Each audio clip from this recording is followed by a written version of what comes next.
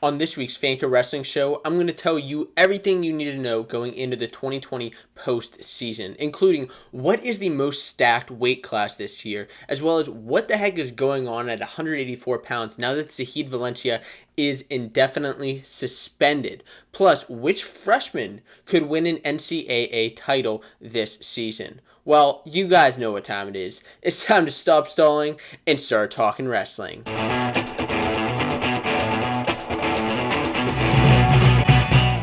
What's going on, wrestling fans? My name's Josiah, and welcome to Fanco Wrestling. On this show, we talk all about wrestling news, and this week is a big week in wrestling news. Of course, the entire regular season is completely over. Dual meets are done, and there's a lot to talk about going into the postseason. Now, if this is your first time listening to the Fanco Wrestling Show, I want to go ahead and invite you to subscribe to the #1 wrestling podcast on YouTube. We have a great community here of great wrestling fans who just love to discuss the sport in a positive manner. So without further ado, let's get into news going on in the world of wrestling. And yes, this is the news in the world of wrestling that isn't necessarily a main topic, but something that I just wanted to get right off the bat and talk a little bit about. So the first thing going on in the world of wrestling is Iowa State. Is Iowa State cheating? And yes, that is a big term to use. Cheating. Are they cheating? And if you're an Iowa State fan, and I've seen both sides of the matter of fans that are happy about this or indifferent, fans that are upset about this. Now, what am I talking about? Well, this past weekend, Iowa State set up their own tournament to get their guys matches to qualify for nationals and get RPI. Their wrestler at 184 pounds, Marcus Coleman, Iowa State wrestler at 184, was 10-9 going into last weekend. Now he is 15-9. And I'm going to pull up this bracket right here just to kind of give you an understanding as to why people say that they may be cheating. This was a tournament called the Last Chance Open that Iowa State was running. And as you can see in this bracket here, there were every single match that Coleman wrestled was less than 2 seconds long because of injury defaults. And even the first match is the most peculiar because Johnny Sebastian, he actually just needed one match for RPI. He's now 10-6. He just needed those 15 D1 matches. Now, first of all, before I dive any further, RPI, essentially what that means is it's a calculation that considers a wrestler's winning percentage, strength of schedule, all these sorts of things, but it gets a wrestler ranked in the official rankings and kind of helps them earn a bid to the NCAA tournament. And a wrestler has to have 15 matches in order to qualify for the RPI. Now, with this scenario, before this tournament, Coleman did not have the RPI in order to qualify for this, and that's why they set up this tournament so that he would get enough matches, and matches where it's not a medical forfeit but an injury default actually count towards his record and how many matches that he's won. And as you can see, each guy that he wrestled was actually an Iowa State guy, except for Sebastian, was an Iowa State guy who just went out there, wrestled for didn't even wrestle for a second, and just injury defaulted out of the match. That was it. The win went on Coleman's record, and he gets that match, so now he can qualify for that RPI. And the interesting thing here is to note, too, is that two of these guys that Coleman wrestled actually bumped up weight classes. Caleb Long wrestled 65 and 74 all season, not 184, but for this tournament, he bumped up. Austin Stotts competed at 174, not 184, and bumped up just to wrestle Coleman. This is something big, and yes, it is a loophole in the RPI, in the rankings, and I know that this has been a big issue as far as rankings are concerned, but I don't like to see this type of thing happen. And yes, this has been all sorts of chatter on the wrestling world, online, on Twitter, all sorts of back and forth. There was actually an interview with head coach Dresser about this on FRL, kind of explaining this type of thing, but it's not something that I like to see. Now, the other thing going on in the world of wrestling is, yes, if you haven't heard yet, Zahid Valencia is indefinitely suspended for the year. Could he come back? Possibly. I'll explain why in just a second. Now, a couple of new things have kind of, I don't want to say they've surfaced, but since the time that it was announced that Zahid Valencia, and If you missed that video, I have a video explaining that on the channel in full detail. But the gist of it is this, that Zahid Valencia is indefinitely suspended for the season due to a failed drug test at Arizona State. Now, looking into ASU's drug policy, their drug testing policy, and I will link this up in the description so you can actually read it for yourself. But there are, in order to get indefinitely suspended, there are a couple things that need to happen. The first thing is let's say you fail your first drug test. Well, if you then pee clean essentially for a full year, that is kind of just gotten rid of on your record. It doesn't exist, and you then have another chance, and it's almost like a free mistake, a free mess up, kind of whatever that drug is. So it's understood that yes, maybe you made a mistake, maybe you're doing this or that, but if you pee clean for a year, you're fine. And I'm for that. I mean, I think that's fine. But going into the next couple of things, once you fail your second and third drug test, after that initial, let's say that first one was just out, it's off your record. Well, then you have to fail 1, 2, 3 more times in order to get indefinitely suspended. So with that being said, with that being noted, it's not official, but Zahid Valencia may have failed a couple of drug tests, and it's a shame that it has come to this.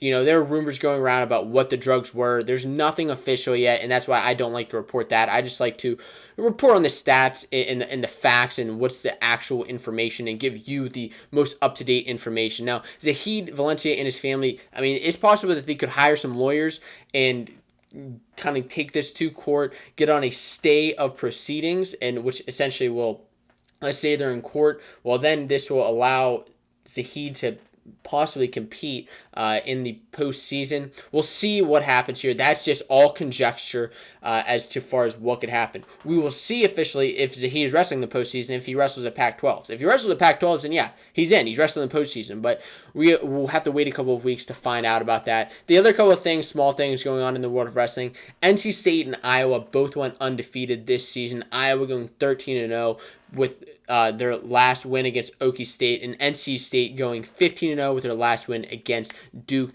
both of them winning their individual conferences in Big Ten and the ACC. And finally, the last thing in the world of wrestling is that Princeton defeated Rutgers for the first time since 1990. I mean, I just didn't realize that these kind of streaks existed, that Princeton hasn't defeated them since 1990. They hadn't beat Cornell since, I believe, the early 2000s. And so this was a great year for Princeton, of course, winning the EIWA regular season championship, beating Cornell's long streak. They beat Rutgers by a score of 18-15 and also defeated Rider this year, giving them essentially the sweep of New Jersey. So that's what was going on in the world of wrestling. Now let's talk some more about the main topics. And before I do that, I'm going to take a sip of Mountain Dew.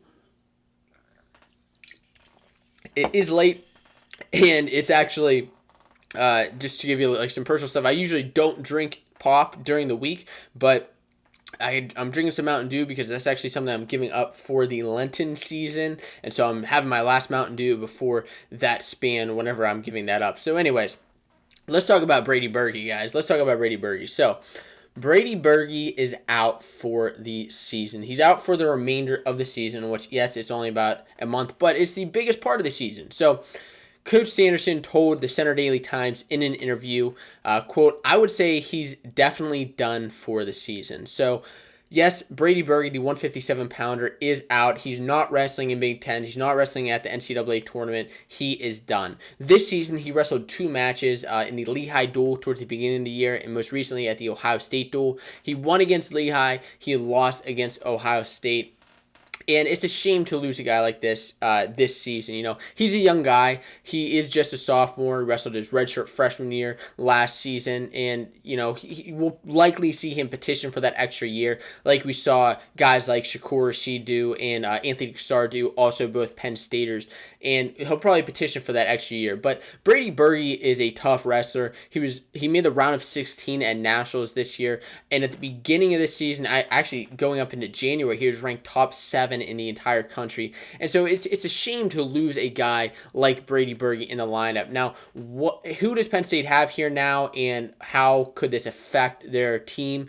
Well, we haven't seen BERGE wrestle really all year, so these two guys that have been here, one of them is going to get the shot. One of them being Bo Pfeiffer, who is a junior, is 9-11 on the season, has wrestled most of the season at 157 pounds. He has 2 wins in the Big Ten on the season.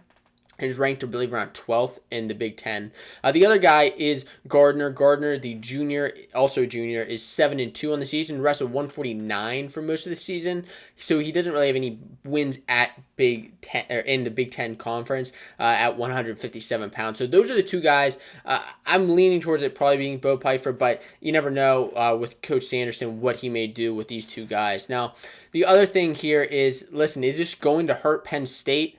I mean, yeah, it could definitely hurt Penn State because BERGE, being in that top 7 rank, assuming that he was going to finish where he was ranked as 7th, that's a good amount of points, a good chunk of points for Penn State at the national tournament and even at the Big Ten tournament. It's a shame that they'll be losing out, but because of that, they're just going to have to pick up points elsewhere. And you look at 184 now with Zahid Valencia now completely indefinitely suspended, who may not be wrestling in the postseason. Well, now this is a spot for Aaron Brooks to maybe step up, get wins elsewhere, and pick up wins where we may not see guys. I think that, yes, it's a shame that BERGE's out, but now the team's going to have to do well other places, or we could just see maybe Pfeiffer have a strong postseason and get out a couple wins. So that's what's going on with Brady BERGE. Let's move on to the next main topic.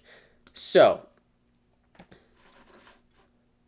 Who are the 10 most dominant wrestlers in college wrestling right now? In this video, I'm going to tell you all about that. So, there are some incredibly dominant wrestlers in Seth Gross, in Mason Parris, in Nick Lee, in Spencer Lee. Now, where do all of them fall into line? I'm going to rank all of them as far as where I believe they should be ranked based on their wins, their strength of schedule, their bonus point percentage, which means how many pins, techs, and major decisions each of these guys have, as well as how many ranked opponents that each of these guys have beat this season. So first of all, let's start out at the top with some honorable mentions. And before I get any further, I want to go ahead and invite you to comment below, who do you think are the top 5 most dominant wrestlers in the entire scene of college wrestling? Comment that below before I get into this. So now, who are the honorable mentions? The honorable mentions, starting off,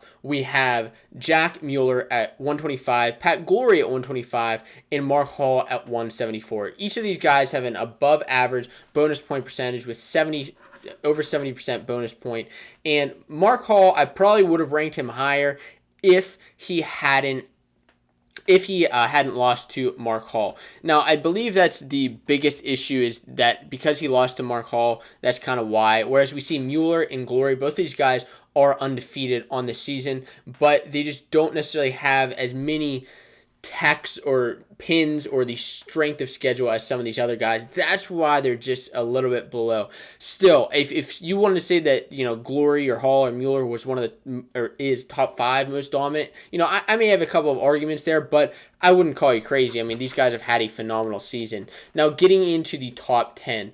Top 10 most dominant wrestler in the country is Michael Kemmerer. Michael Kemmerer is 13-0 on the season with a 62% bonus point percentage. Now, right now he has 2 pins on the season, 3 techs, and 3 majors. His best win, of course, is over Mark Hall. Mark Hall, right now sitting at number 2, was the number 1 ranked wrestler for the entire season, and we weren't sure how he was going to do going up against him. But to be honest with you, Kemmerer kind of dominated him in that match.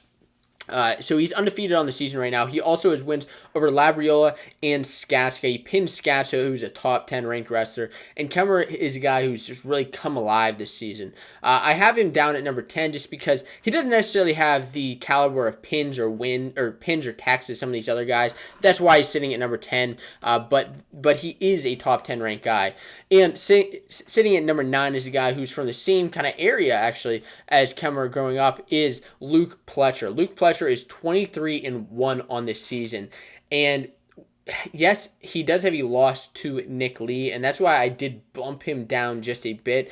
A couple weeks ago, I probably would have had him down at number 4 or 5, but because of that loss, I think that hurts his caliber just a bit. Now, I will say, just because you have a loss on your record doesn't mean that you're not dominating everybody else. Maybe you have a loss to the number one guy, okay, but how are you doing against everybody else? Well, Pletcher's a guy right here that has 10 major decisions, which is the most out of anybody in these top 10. And that's why it is some of the most in the NCAA, which is why I think it's very important for him to be in this. He's one of the most dominant wrestlers this entire season, one of the most dominant that I have ever seen him wrestle, and that's why he's there right now. He has wins over number 5 McKee, over Red, over Moran, and he's a Cliff Keen Las Vegas champion, and because of that, it deserves to be noted that Pletcher is sitting at the number 9 spot. Now, who is at number 8? Well, that's got to be Ryan Deacon. Ryan Deacon is undefeated on the season, is one of our first undefeated guys in the season. Going into this list, he has a 67% bonus point percentage, meaning he has some strong pins and majors. He actually doesn't have any techs on the season, which is, I don't want to say strange, but, he goes for the pin, he goes for the major. He doesn't necessarily get the tech. Deacon is the Cliff Keen Las Vegas champ, and the reason I kind of have him above some of these other guys is because of his caliber of wins.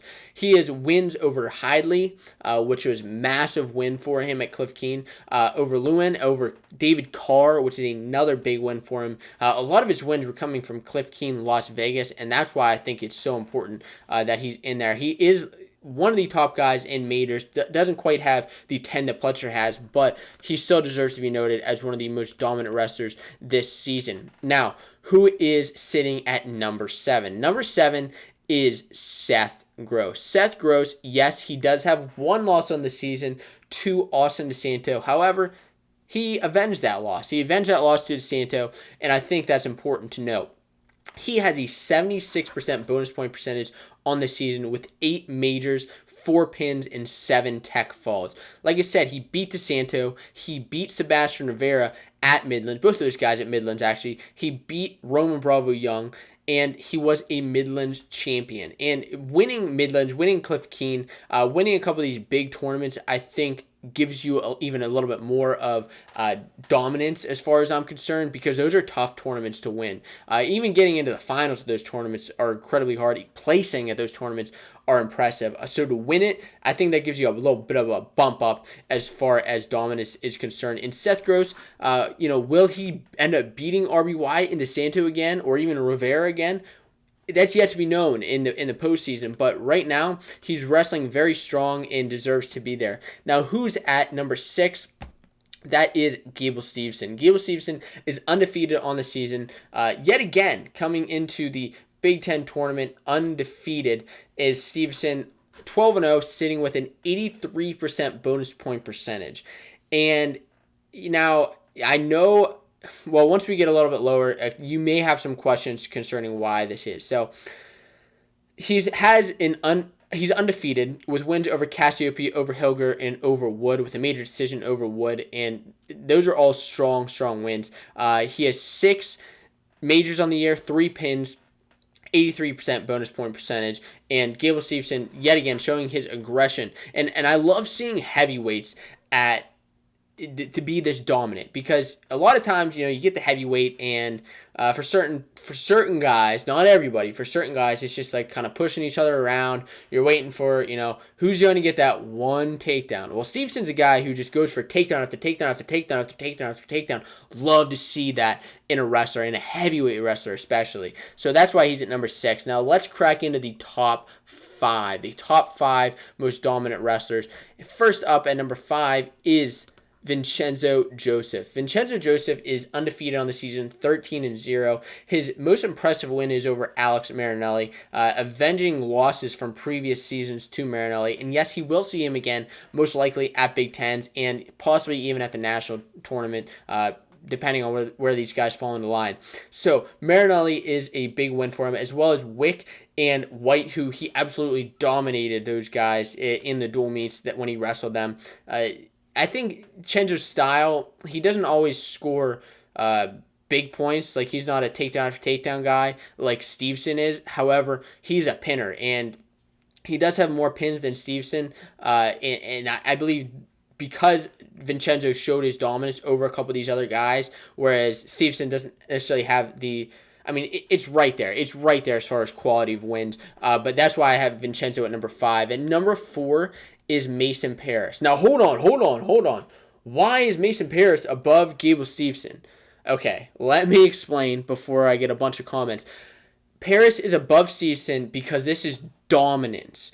And because he has 26 victories to Stevenson's 12, that's double the amount of victories over a couple more ranked guys. That's why. Now, if Stevenson beats Paris, I think, yes, then we get a little bit, and especially if he beats him by like a bonus point victory, then yeah, we can get into that. But as far as dominance is concerned, Mason Paris pinned Cassiope. He beat Hilger. He beat Stencil twice this year, I believe.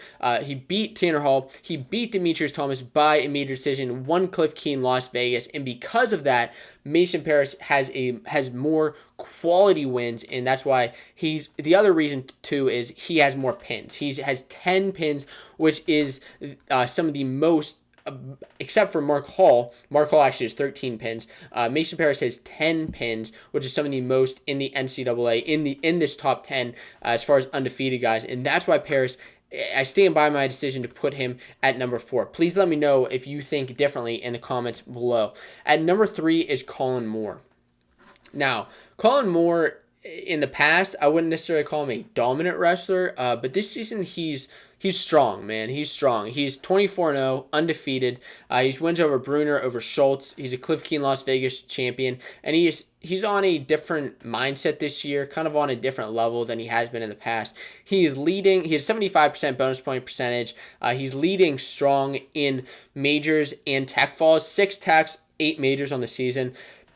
I mean, him and Pletcher and even Sasso, all those guys are doing very, very well this season for Ohio State and showing their dominance, and that's why Colin Moore is at number 3. So who are the top 2 most dominant wrestlers in the country? Number 2 is Nick Lee. Nick Lee is undefeated on the season, 18-0, with wins over Luke Pletcher, a dominant win over Luke Pletcher. We'll see if anything changes at Big Tens, but a dominant win over Pletcher, over Moran, a major decision over him, and over McKee, he actually pinned him in that duel. He has 7 techs on the season, 84% bonus point percentage. These last couple of matches, he actually went down because he just won by a decision over Pletcher, and this last week he just won by decision. But for the most part, he's just been teching guys like crazy since the beginning of the year. I mean, a couple weeks ago, he had like over 200 points scored. He may be close to that, like 250 points scored on this entire season, which just shows that he's putting up points on the board, and I'm sure he'll continue to do that going into the postseason. But who is the number 1 ranked wrestler? Well, before I get that, I will say that before news broke this week that Valencia was out from the season and definitely suspended, he was sitting at one of these top spots, but I wanted to note that before I get into this top spot, just because, yeah, he had a dominant season. He was undefeated, 20-0, 85% bonus point percentage with 8 pins, with great wins on the season. But who is at number 1? Well, Spencer Lee. I don't think it's any surprise here that Spencer Lee is the number 1 most dominant wrestler in the country with an 87% bonus point percentage, which is the highest out of any of these guys on this list. Yes, he has less wins than like a Mason Paris or even like a Colin Moore. However, his wins are strong with tech falls over Schroeder, tech fall over Mackel, both top 10, 12 guys. Over Medley, he has a win. He also has a fall over Cronin and a major over Piccinini most recently. Spencer Lee deserves to be in this spot. He has 3 pins, 8 techs, and 2 majors on the season. Wow, Spencer Lee is fun to watch, isn't he? I mean, I love to see how he wrestles, and he doesn't only do this in the regular season, he also does this in the postseason, which I find even more exciting when he's majoring and pinning guys at the NCAA tournament, which, I mean, he did that all the way back in high school, and to do it at a college level now, on a D1 level, oh boy, that's just fun to watch. So again, let me know what you think in the comments below. Am I wrong, or what do you have to say about this weight and all these guys?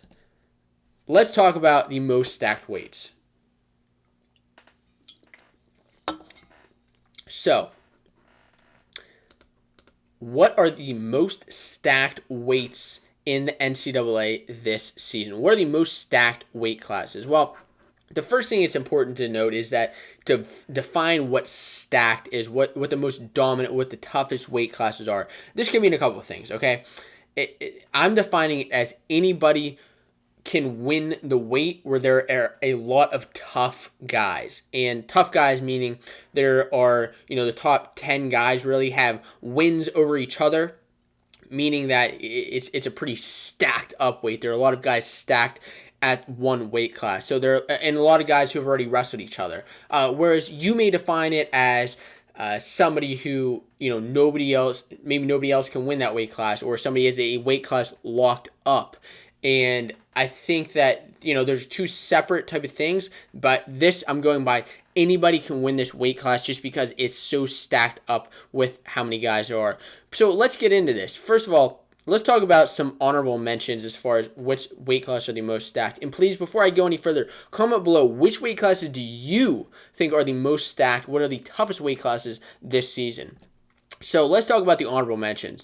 And this is tough. This is tough. Every weight class, in my opinion, it's a tough weight class. Once you get into the nationals, once you get into these top-ranked guys, no weight's easy to win by any means. So they're all tough. But let's talk about the honorable mentions first. And there are 65, 41 in heavyweight. And heavyweight before this past week was actually one of the top three. So, with guys like Stevenson and Paris and Cassiope, as well as, some of those other guys, Stencil and Helger and Hall, it's stacked up. Got a lot of tough guys there. Who are kind of winning against each other. And then you throw in other guys like the wrestler from Harvard, Slavikowski, Demetrius Thomas, Hokett, who was an All-American last year, Jerry Hino, who was a qualifier in the past, made the round of 12, I believe, Gannon Grumwell. All of these guys are national qualifiers and a lot, all nationally ranked, and that makes that weight class very stacked up. At 41, I think for the most part, you have the two top guys in Pletcher and Lee. They've dominated the majority of the competition. They've dominated Moran, McKee, beat Demas, and you have other guys there like a Wilson, like a Simon Dresden, and a Parker, but I think that the reason this didn't make the top three is just because you have those two top guys. We'll see where Murin fits in once we get to the Big Ten championships, but right now that's where it is. In 165, with Vincenzo and Marinelli sitting at the very top, it's a very similar situation. Now, yes, you have guys, and Shane Griffith is a guy who I'm excited to see how he does postseason because he's undefeated right now with wins over Shields, over Whitlake, over Schedule, and Monday. Wow, that will be interesting to see. Almost like a Mekhi Lewis story, possibly going to the national championships. Could we see him upset Marinelli and Vincenzo just like last year? I don't know. But that's why, because of that question, yes, I think the rest of these guys are tough, like Shields, like Bullard, like McFadden, Hartman, and Monday, who could do anything. Those are the honorable mentions there. Now, what is the first toughest weight class this season? One of the toughest weight classes this season, one of the top three, it has to be 184 pounds. The reason, and this was not, I'll be honest with you, before the news broke that Zahid Valencia is out indefinitely for the season, this weight class wasn't there. And that's because I saw Zahid sitting at the very top. He was dominating every single opponent. And maybe once we get into the postseason and we could see Zahid at Pac-12s, possibly, that's why, because he's out now, any of these guys can win. And we've seen this weight fluctuate throughout the season. Now, assuming Zahid's out, let's look at everybody else. Now, until this past week, Hunter Bolin this last week was sitting at number one because Zahid was out, but Lujan is now your new number one with a win, with actually Bonacorsi's win over Hunter Bolin in the duel. This is a weight that's all up and down with guys. I think any one of these guys can win it. And I'm being completely honest. I think any single one of these guys, if they go into the national tournament, anybody can win it that weekend. And if you wrestled it a different weekend, another guy could win it. It's just really what happens come March. So you look at Bolin, who has wins over Lujan this season, as well as Dupre, Andrew Morgan, who we went into overtime with, and Trent Hidley, who he's beat 3-1. And that's the other thing is a lot of these guys where they do have wins over the other, wins or losses, most of those wins are very, very close. So they're tight wins, overtime wins. Like I said, the Hidley and Bolin match 3-1, tough win or tough tight match. You also have, like I said, Bonacorsi with a win over Bolin, who until this last week didn't necessarily have any massive wins, anything to put him into that, bring him into that. He's a great wrestler. Love seeing him wrestle. A guy who can kind of score from anywhere. But with that win over Bolin, gets him into that picture. And then Brooks, who hasn't really wrestled any of these guys, but he's been peaking now in beating guys like an Avis Sod from Iowa. And Iowa's a team where we don't know who they're putting at 184. We saw Nelson Brands wrestle this past week, but then you throw in guys like Cameron Caffey, Andrew Morgan, and Lou Dupre. I'm excited to see, and I think that this is one of the most packed weights, one of the most stacked weights in the NCAA. Now, what's next? Got to be 133. 133, some of the toughest wrestling in the entire country. Last year, this year, probably will be next year too. Yeah, 133 is just one of those weight classes where you see some of the most dominant guys. Now, the top four sitting at the top: Gross, DeSanto, Rivera, and RBY. I mean, these four wrestlers sitting at the top because there's almost like a triangle going around with all of them. Because Gross lost to DeSanto earlier on the season in a duel, but then avenged that loss at Midlands. Gross also beat Rivera at Midlands in the semifinals in a very controversial match. I know Rivera was very upset about that match, understandably so, because of a controversial call and a couple of scenarios. But then RBY losing to Gross, but really outpacing him the rest of that match after he was splayed in the first period. We could see him give Gross a run for his money at Big Tens. I mean, and all these guys are wrestling in the Big Tens, which will be exciting to see how they all do against each other again. And like I said, I think this is a weight where you wrestle Big Tens one weekend, you have one winner. Maybe Gross wins. Maybe you wrestle at the second weekend and DeSanto wins. That's just kind of how this weight class is. And then, like I said too, RBY has a loss to Gross, but he does have a technical win over DeSanto. Call it what you want. Injury default. He was beating him in that match before the match was called. Now, as far as the rest of these guys, Chaz Tucker from Cornell, undefeated right now at this point in the season, with the wins over Alvarez and Bridges, and he actually beat DeSanto 2 years ago at the EIWA. Now, EIWA, DeSanto's not EIWA. Well, he was when he was at Drexel, and that's why that is like that. He also, RBY actually beat him last season, so that's another close match right there. The other thing I want to mention, you have guys like a Mickey Philippi, like Noah Gonzer, and a Sammy Alvarez, a Petrosky, a Montori Bridges. You have a lot of guys at this weight class, and that's why I think this is another weight that deserves to be noted as one of the toughest this season. And the number one toughest weight class, in my opinion, this season, and please, again, let me know if I'm wrong, if you think something different. I'd like to discuss these things. Number one, most stacked weight class this season is 149 pounds. 149 pounds, sitting at the top right now, you have Sammy Sasso from Ohio State, the young freshman. And he's young blood, so he's got a lot of guys gunning for him. And a couple of those guys are Pat Lugo, Austin O'Connor, Matt Kolodzik. You have Muller, Llewellyn, Lee, Brayton Lee, Keyshawn Clark, Jared Verclair, Max Thompson. I mean, the list goes on and on and on and on.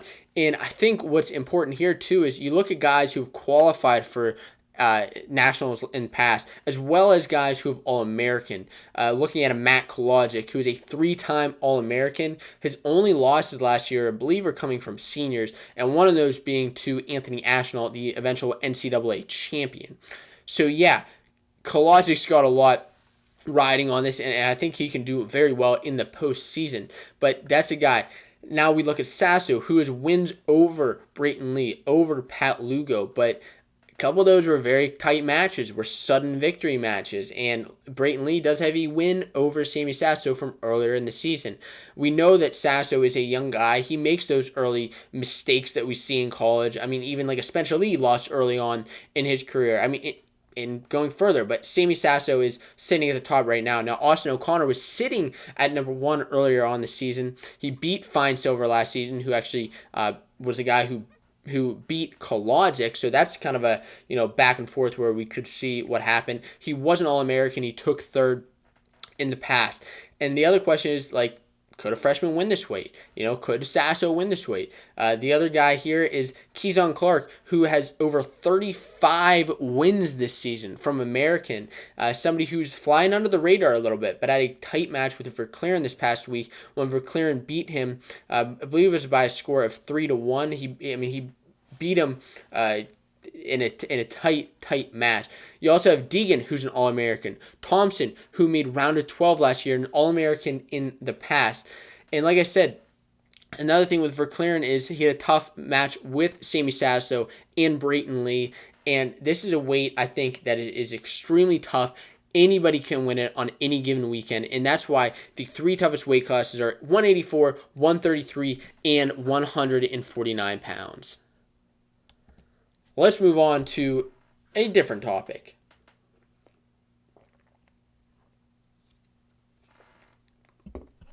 Let's discuss the biggest dual meet upsets of the entire season.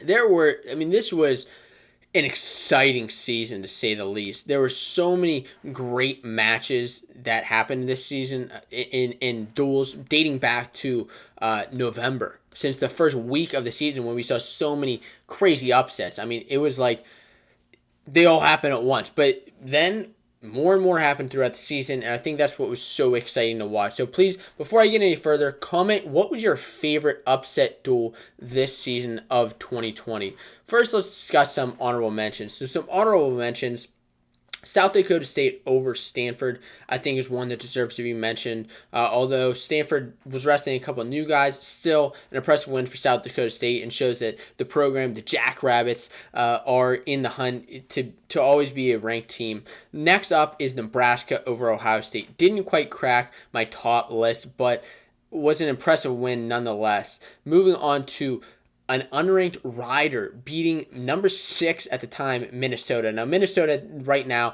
is down at number 13, but still, the fact that Rider beat them is a great win for them by 21-17 score back in November. One of the biggest matches was Sherry over Skatska, a big upset there, and Ryan Cloud putting it away at heavyweight. Moving on to another honorable mention is Michigan State beating Wisconsin. Now, what was interesting here is this was just a straight up win for Michigan State for the most part. Wisconsin had one guy out, but everybody else, it was just like a good matchup for these two teams. An unranked Michigan State over number 9 Wisconsin, and that was exciting to see. A big match there was Caffey over Sebastian. A couple other honorable mentions here: Illinois over Northwestern, great matchup there, as well as Rutgers over Northwestern. That was another big win for that team. Now, let's discuss the top dual meets of the season. And look, I'd be remiss if I didn't mention Arizona State beating Penn State. And yes, I am a Penn State fan, but the fact that Arizona State defeated Penn State for the first time in 5 years, out of any team to beat Penn State in the first time in 5 years, beating a 60 dual meet streak. The students stormed the mat at the end, and it was just a crazy start to the season.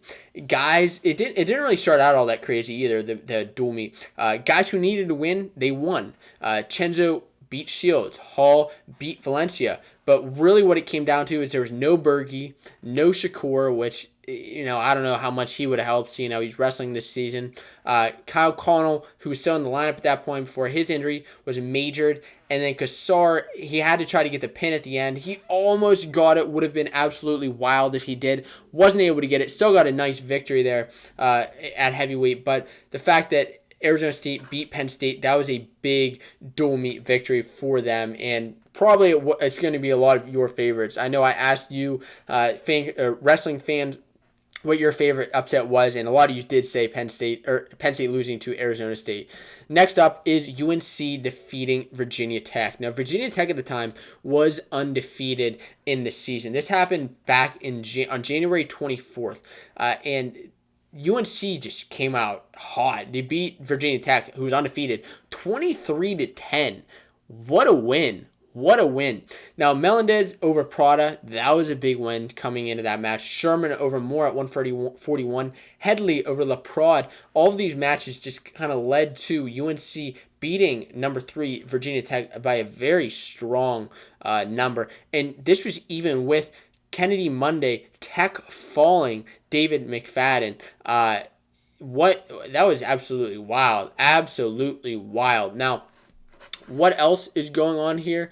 What else is going on? Well, we also had the next matchup in Wisconsin over Nebraska. Wisconsin over Nebraska was the next match I'd like to discuss as one of the best upsets of this season.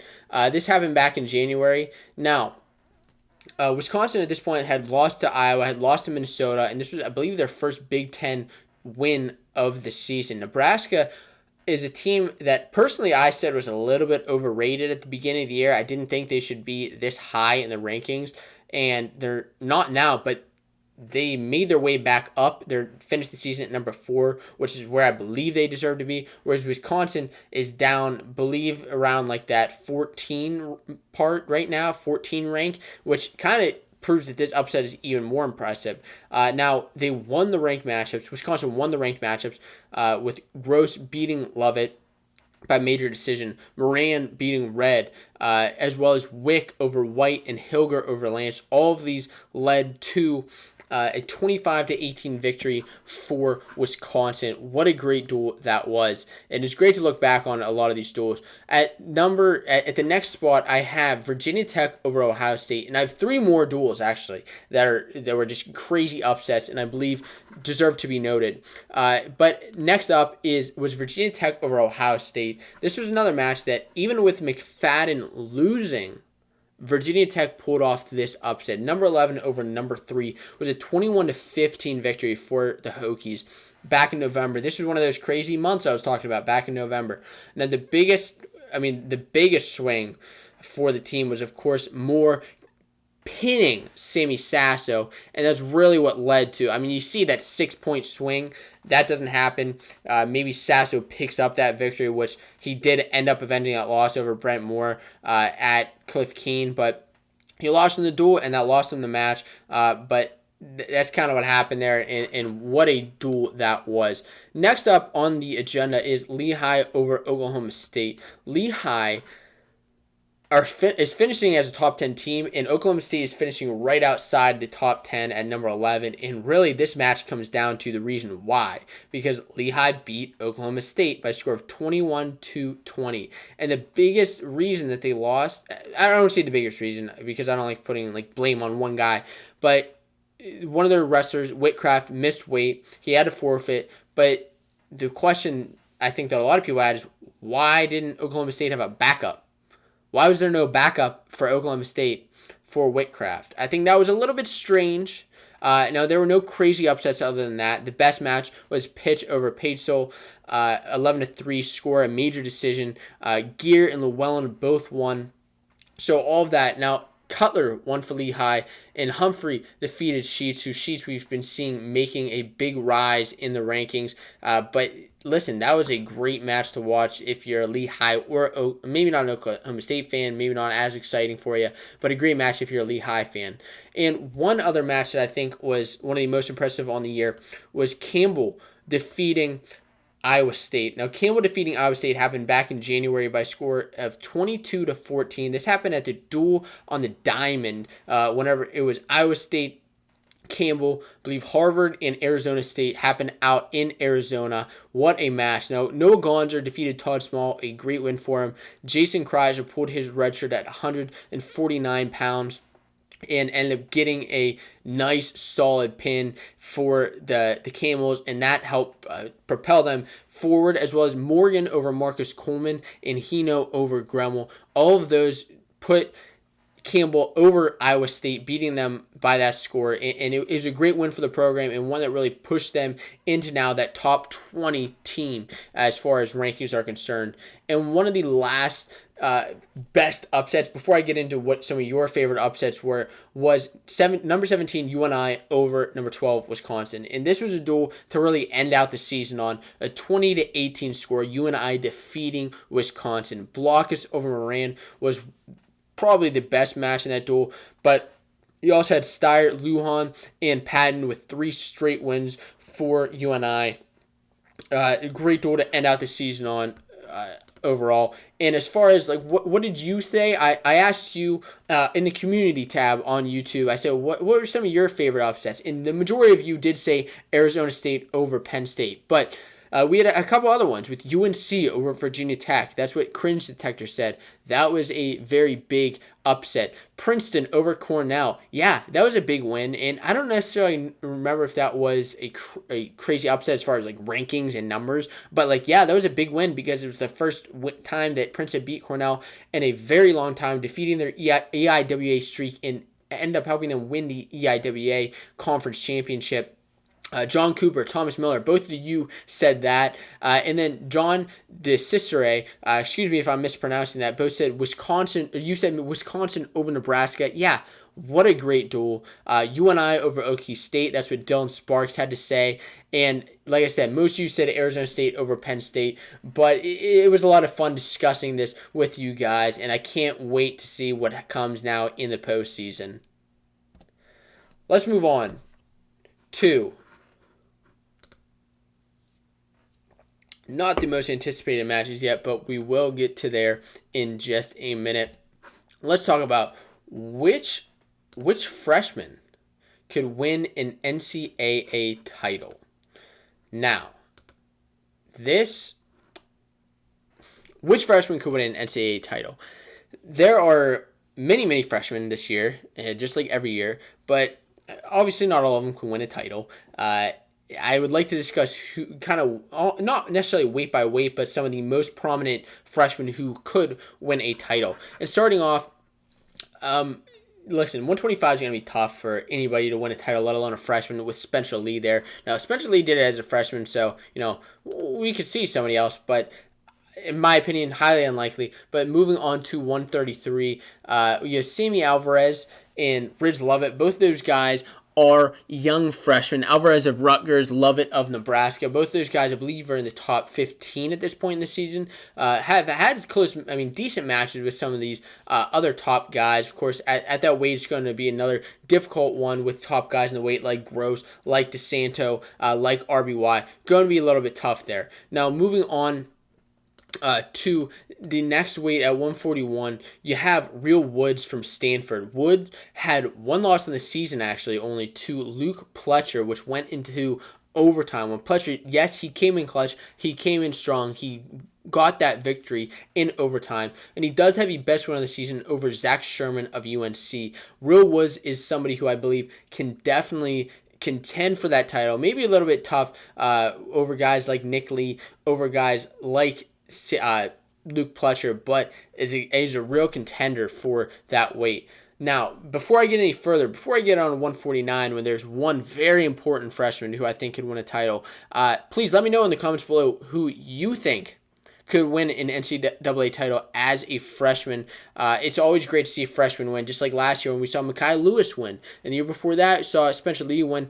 Love seeing these young freshmen win national titles. Now, at 149, we have Sammy Sasso. Sammy the Machine Sasso. I just made up that nickname. I don't know why. But Sammy Sasso, he was number 1 ranked in the country right now. His best wins of the season, of course, over Lugo. That's his best win on the season. He has win over Brayton Lee. He's avenged his losses in the past. He's sitting at that top spot for a reason. And we could also see possibly a Brayton Lee who, like I said, has beat Sasso this year already. Could Brayton Lee also a freshman, win an NCAA title at 149.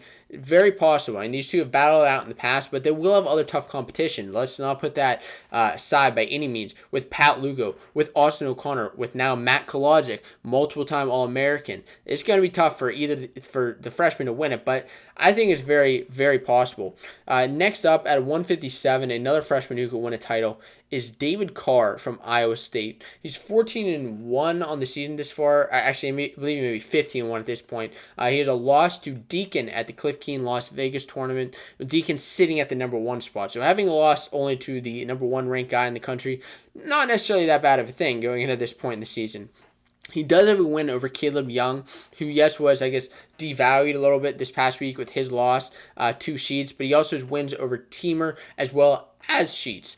So last season, interestingly enough, he actually beat another freshman in Brayton Lee, who's now Carr's up a weight, but Carr's been a guy who I've enjoyed watching this season, and I will be excited to watch in the postseason to see how he does. Now, at 165, another Stanford wrestler. I already mentioned Real Woods, but now we have Shane Griffith, who is undefeated this season. I believe he's 26-0 with wins over Ethan Smith, who he beat by pin, with wins over Kennedy Monday, who we've seen already upset guys like David McFadden and his a great wrestler. Over Schedule, over Whitlake of Oklahoma State. Now, last year, to give you some perspective as far as how good this freshman is, because, maybe he didn't wrestle a Marinelli or a Vincenzo this year, but in the past, he wrestled Vincenzo. He wrestled him at the Southern Scuffle and lost to him 6-4. Now, yes, Vincenzo can have a lot of tight matches where he still dominates the match, but it's maybe a little bit tougher. But I'm interested to see how Shane Griffith does in this postseason. We've seen this weight already won by a freshman last season in Mekhi Lewis. It's been won by Vincenzo Joseph in the past as a freshman. Could it be won by a freshman this season? Now, at 174, no really crazy ranked frosh. There's one ranked guy, I believe, right now. He's like number 24 from Michigan State, sitting around that ranking. But at 184, wow, that weight's loaded with freshmen. That weight is loaded with freshmen. In Trent Hidley, in Aaron Brooks, in Abe Assad, in Rocky Jordan. Jeez, oh man, this weight is loaded with freshmen. Now, Hidley has losses on the season to Hunter Bolin, to Dupre, to Valencia, who now we know is out indefinitely suspended for the season. But he's sitting at a strong part now that we know that Valencia is out. Really, any of these freshmen could definitely win. With Aaron Brooks, who we've seen peaking and getting better and better as this season has progressed. Abe Assad, who had a relatively decent match with Brooks. I think Brooks kind of dominated him, but the fact is that Assad has beat tough guys like Venz, where Brooks has lost to Venz. And then Rocky Jordan, who I think is sitting kind of at the bottom of these pile out of these guys, but still, as freshmen, I think it's a weight. It's an age where like you could see those crazy upsets happening, and I think I love to see that. And I think that's great to see, a great weight to see. Now, moving on, 197. Again, I don't think it was a weight where there are any crazy freshmen to note necessarily. Now, maybe somebody comes out, and please, if I'm missing somebody, please comment below so that I know to watch out for them at the national tournament. But at 285, how could I miss out on Anthony Cassiope? Cassiope, number 3 in the country right now. Yes, he does have losses to the top 2 guys, but he has wrestled strong this season. He's a big guy, a big muscular guy, gets guys down to the mat, and is able to, ride him out, a strong heavyweight, a dominant heavyweight. The other guy is a Harvard wrestler, actually, in Yaroslav Slavikowski, and he is the top 10 ranked wrestler right now in the country. He has, yes, he does have losses to Hall, to Hilger, to Stencil, but his best win is over Hokett as well as Isley. Hokett is an All-American last year, so that's showing that Slavikowski, maybe he gets that All-American status this year. Maybe he does win a national title. And Cassiope is, like I said, he has losses in the past, but maybe he could win that title if he pulls out something different come into the postseason. Now, who are the top 3 guys, the top guys who I think have the best chances of winning a title? Number 3 I have is Shane Griffith. Griffith, like I said, he's at a weight class that has been won by a freshman in the past. We've seen him wrestle undefeated this season. He's had tight matches with Chenzo in the past, and I'd like to see, I'm just excited to see how he does postseason. The next 2 guys, Hidley or Brooks, I think either of these guys, really anybody at 184, any of these freshmen, it's a weight that's really up for grabs right now. We can see a couple of guys winning that weight class. And number 1, I think has the best chance of winning. He's sitting at the number 1 spot right now, is Sammy Sasso at 149 pounds. I'm really excited to see how he does in the postseason.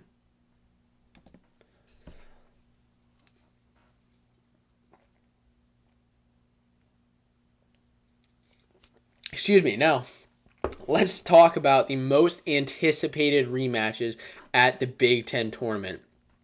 Actually, no, I'm not even there yet. We actually want to talk about something else. I promise we'll get to the most anticipated matchups, guys. I promise we'll get to there. Who could win the NCAAs at 184 pounds now that Zahid Valencia is indefinitely suspended for the season? Who could win at 184? This is a weight class that's very, very open. And by open, I mean there are guys who have beat and lost to each other this entire season, or have had at least tight, close matches with each other, where I think that given the right weekend, any one of them can win. And that's really a lot of what we see come March. So, first of all, who are the top 5 ranked wrestlers at 184 pounds right now as it stands? Well, the top 5 ranked wrestlers right now, with Zahid Valencia out, are Taylor Luan, Hunter Bolin, Trent Hidley, Lou Dupre, and Nino Bonacorsi. These are the top 5 ranked wrestlers in the country. And last week, this is something that was different even last week. And but which one of them could win a title? Well, I think a lot of them could win a title. And I'll go through these top 10 actually ranked guys who I believe could win a title. First up, though, is Lujan. Lujan is the first guy that I want to discuss because he's 24-2 on the season. He's a senior. Now, he does have losses to Hidley and Bolin, but he actually ended up beating Bolin later on in just a little bit later, so he does have that win. Bolin was sitting at the number 1 ranked spot this week until a loss to Nino Bonacorsi of Pitt. Now, like I said, Lujan is a strong wrestler. He has 2 wins over Taylor Venz this season, a major in the duel, and a win over him at the Cliff Keen Las Vegas tournament. He's wins over Andrew Morgan at Midlands. He was Sawed also at Midlands, and yes, he had a very strong Midlands tournament. So that's a guy who I believe is very important at that weight class. Excuse me.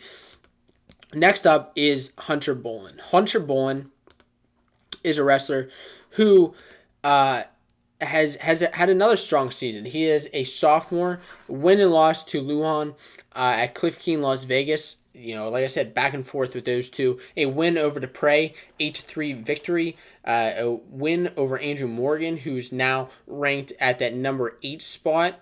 And Trent Hidley, he had a 3-1 match with him. A 3-1 match with him where he won, which kind of gives weight to now Hidley. And Hidley, like I said, I think these tight matches are very, very important. And Hidley is now 22-3 on the season, redshirt freshman. So he's a freshman. We could see win a title at this weight. Hidley has losses to Bolin this year, losses to Valencia, who's, there's that whole scenario, and also Dupre, but he also has a win over Dupre. He wrestled him in tiebreaker, and both the times he's wrestled them, it's been very, very tight, with a win over Lujan and a win over Bonacorsi. So, like I said, this isn't just like one little triangle or one little thing. I think like at a couple other weights, like at 133, for example, where you have one triangle with like Gross, DeSanto, and Rome Bravo Young. This, you have just a whole massive web of like who the heck could win here, and I think any one of these guys could win. But there are more. There are more. Let me tell you. Next up is Dupre. Dupre has been a wrestler who has really come alive this season.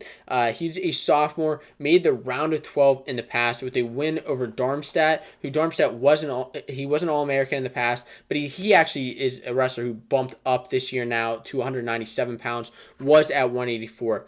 At Cliff King, Las Vegas, Dupre had a loss to Hidley and Zahid, as well as a win and loss to Taylor Venz this year, a win in the quarters at Cliff King, Las Vegas, and a loss by fall for 5th place. So that was kind of an unfortunate situation for him.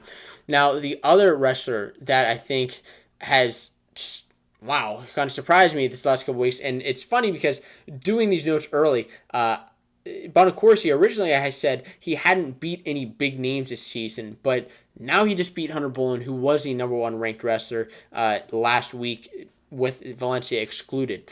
So he beat Bolin 10-8 in tiebreaker, high scoring match. Last duel of the season, giving us some interesting topics to discuss going into this postseason. Now, he does have a loss to Dupre as well as to Andrew Morgan. Last year, he made the round of 12. He did have a win over Renan, Emery, and Ness earlier on in the season. That was last year, of course, but it's just showing that Nino Bonacorsi has a strong caliber. He is a high caliber wrestler. Next up, the guy that I would like to discuss is Aaron Brooks. Aaron Brooks has been hitting his peak at this point in the season. Now, Brooks is 11-1 on the season. He does have a loss this season to Venz. Is a true freshman. Pulled his red shirt this year and has wins over Bronigal, Assad, which I think that was one of his most impressive wins of the year, was over Assad, and the Iowa duel, over Johnny Sebastian, and over Rocky Jordan. Rocky Jordan was, I think, his most impressive win, and why I say he's really hitting his peak, because he just majored Rocky Jordan. Now, yes, Jordan is a freshman also, and yes, Brooks does have a loss to Taylor Venz, who's a little bit lower in the rankings now, but just something to note, making those freshman mistakes. But Brooks is a guy to watch out for at 184. And the next guy on the list is Caffey. Cameron Caffey, another young guy. It's just a really young weight, another sophomore. With over 20 wins on the season. We had the round of 16 last year as a freshman. This year his losses to Embry, Harvey, Wiseman, and Zach Carlson. So like a couple of, but he does have wins over Venz, over Bronigal, who he majored earlier this season, over Assad, and over Sebastian. So like he does have some strong caliber wins in Caffey, but he also does have some unfortunate losses, which are kind of hurting his overall record. But Caffey, I think, has been exciting to watch. Guy kind of like Dupre, where we've seen both of these guys kind of come up in the rankings and be exciting guys to watch. And although Caffey did beat Andrew Morgan, we did see Andrew Morgan beat Nino Bonacorsi at the beginning of the year. Now, Morgan is placed and done really well in tournaments like Navy and like Midlands, as well as the Southeast Open at the beginning of the season.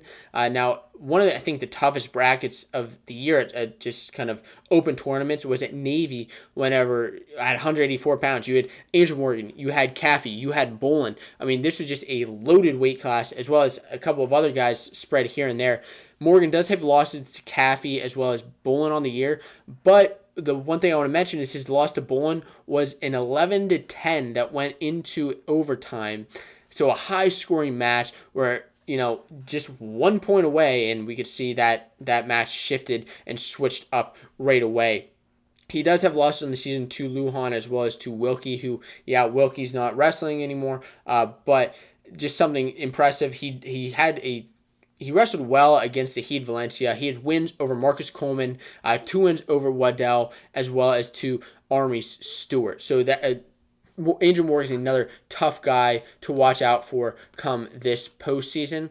And a couple other guys just to mention of note at 184 is Assad, who had a solid Midlands. It's really yet to be seen what Iowa's going to do. We saw Nelson Brands wrestle this past week, but with Assad pulling his red shirt in January, I most likely see him wrestling in the postseason, and it'll be interesting to see how he does, as well as a guy I've mentioned a couple times already in Taylor Venz. Venz is a former All-American, and out of everybody I've mentioned so far, I believe is the only All-American at this weight class. And he does have a win over Darmstadt, who, yes, he's up a weight, a win over Brooks, as well as to Embry. So this is a loaded weight class, and I think anything could happen here. Please let me know, who do you think is going to win 184 pounds? Now, let's finally get to this topic, which are the most anticipated rematches at Big Tens. What are the most anticipated rematches at the Big Ten tournament? Well, I'm not going to waste any time and just jump straight into this topic as far as who are the most anticipated rematches to watch at the Big Ten championships in a couple weeks. So, first up is Sammy Sasso versus Brayton Lee. This is a match we probably won't see until the finals, but Sasso versus Lee. Now, we saw Lee beat Sasso earlier on the season, whereas Sasso avenged that loss later on. And I think that the reason why this is on this list is because it's a match that's kind of back and forth. It's two freshmen. It's two young guys who are exciting to watch. And I think that's why that's so important. Last season, Sasso won, and then in the duel, Sasso won against him at 149 pounds. Next up on this list, you have to talk about one of the other most exciting rematches with Sasso is Sasso versus Lugo. Sasso versus Lugo, again, most likely going to be a finals match, and a lot of these are going to be finals, but it depends on where we see these guys are ranked. So I'll kind of stop saying that until we hear the official rankings. But they wrestled at Midlands 2018. Sasso won 6-4 in sudden victory. They wrestled in the duel this year. Sasso won again 2-1. So both these matches were tight and a little bit controversial with the match in Sasso and Lugo. Of course, we saw where Lugo locked up a cradle on Sasso. Did he have the takedown? Did he have two? Well, that's up to you to decide because the ref decided it not. And Sasso did end up winning that match in the duel this year. But I'm sure Lugo is out for revenge 100% and wants to get it at the Big Ten championships. Next up on the list, wow, this is going to be a doozy. RBY versus DeSanto. This is one of my other most anticipated matchups, and I have 10 of them. I have 10 anticipated matchups. This is number 7, RBY versus DeSanto. Last season, RBY lost to DeSanto twice. Lost 12-8 at Big Tens and then 7-2 at Nationals. DeSanto kind of just, he beat him flat out last year. Really wasn't anything that crazy, but this year was, wow, that was exciting. We saw RBY kind of catching on to DeSanto's, I don't want to say tactics, but his style of wrestling with holding his left arm behind his back. But then we saw RBY just lock up two controversial cradles on DeSanto, where he was taking him over to his back, possibly going to get, he was going to get back points, possibly going for that pin. Ended up, DeSanto was injured, hurt his knee, injury defaulted out of that match. Say whatever you want about it. This will be an exciting match to watch to see what actually happens. If these two wrestle, that will be a great one to see. Next up is a young battle with Aaron Brooks and Abe Assad. Now, we're not necessarily sure who Iowa's going to have right now. We saw them wrestle Nelson Brands in the past. We've seen Kat Wilkie at 184. But assuming Assad is wrestling, this could be a great match. In the duel, Aaron Brooks beat Abe Assad 7-3, but they're both young guys, both guys who we could see flip back and forth. They have similar wins and losses, comparable wins and losses where I could see any of these things happen. I think Brooks is hitting a very strong peak in his season, but I know Assad and Iowa are going to have a game plan going in this time. Next up, cracking into the top 5 most anticipated matches at the Big Ten Wrestling Championships.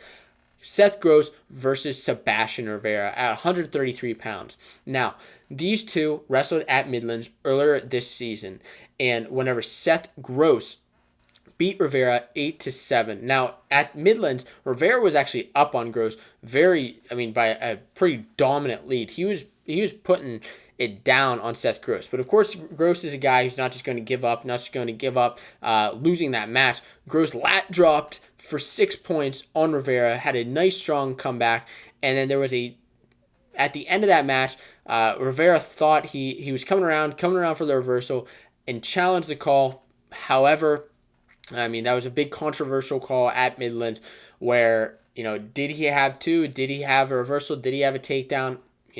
Again, that's up for you to decide, but we will see that. That's why we'll see who will win flat out at the Big Ten Wrestling Championships.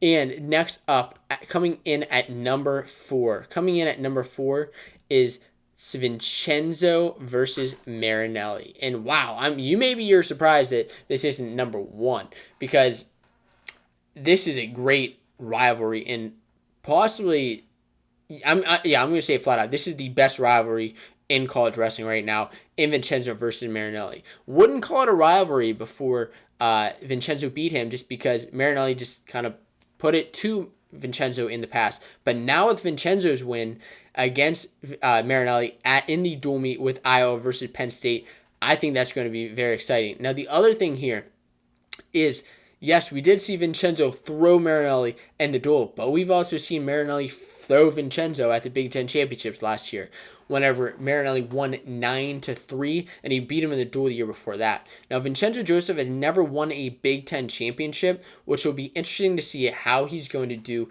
this year. Is Vincenzo going to get his first Big Ten title? I don't know. And that's why I think this is an anticipated rematch to see what happens with these two. Next up, at number 3, Luke Pletcher versus Nick Lee. I think that this is a little bit more anticipated rematch than Vincenzo and Marinelli, just because it's fresh, it's new. It's a new possible rivalry that we could get between these two wrestlers. Now, in the duel, Nick Lee beat Pletcher pretty handily. Now, Pletcher did come out straight off the bat strong, got that takedown, but from then on out, Nick Lee continued to take him down and win that match 8-4. And listen, I'm interested to see how this goes again. Obviously, Pletcher had never wrestled Lee at that point, and so he's going to be, he's analyzing that footage with his coaches to see where can he change some things up to beat Nick Lee this time around at Big Ten. And I hope that we see that match go down. Next up at number 2 is at 133 pounds in Seth Gross versus Austin DeSanto. This has become one of the other best rivalries this season, just like Vincenzo versus Marinelli. DeSanto versus Gross. Now, we've seen them wrestle twice this year already, whenever DeSanto beat Seth Gross, who was at the time number 1 ranked wrestler in the country, beat him by 6-2 in the Iowa versus Wisconsin dual meet. Next up at the Midlands Championships, Gross beat DeSanto 6-5. He turned DeSanto earlier on the match, got in a nice cradle. A beautifully locked up cradle, but DeSanto fought back hard, and that's why I love to see that fight that DeSanto has. He's one of my favorite, both these guys are some of my favorite wrestlers to watch, because we've seen them both battle back hard and win matches where they were down. And though DeSanto didn't get that win, he was pushing the pace. But Gross is a very defensive wrestler, and we've seen that whenever he was wrestling RBY earlier on or a couple weeks ago, whenever we spladled RBY and then kind of held off and was defensive against RBY for the remainder of the match.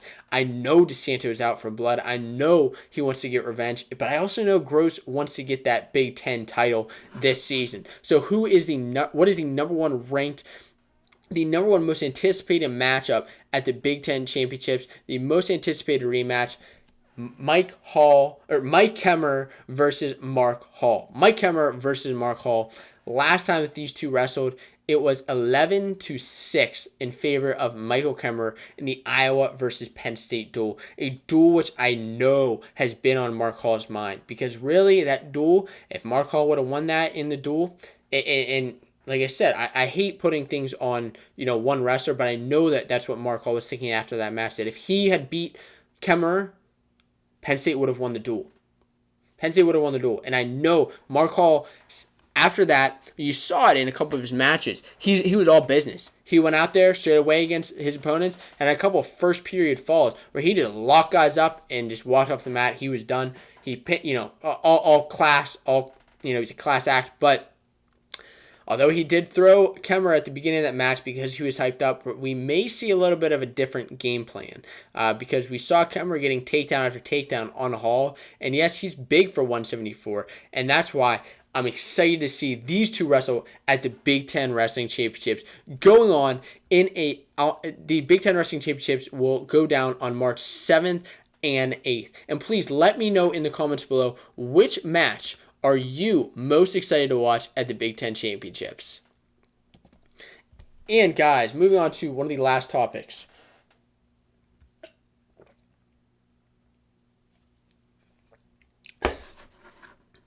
Conference Championship Weekend is quickly approaching. Conference Championship Weekend is March 6th, 7th, and 8th. And I'm going to tell you exactly how you can watch every single conference championship and when and how you get all of the info and results.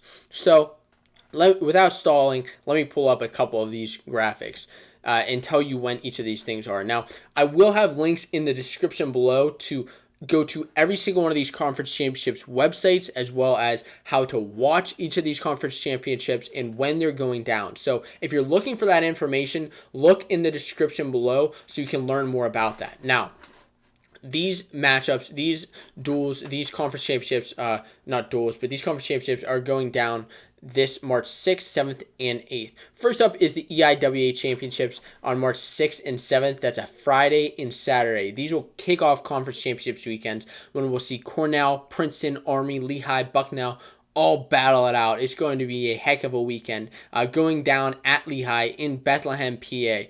You can listen to the finals live on Fox Sports or actually watch live on Flow Wrestling.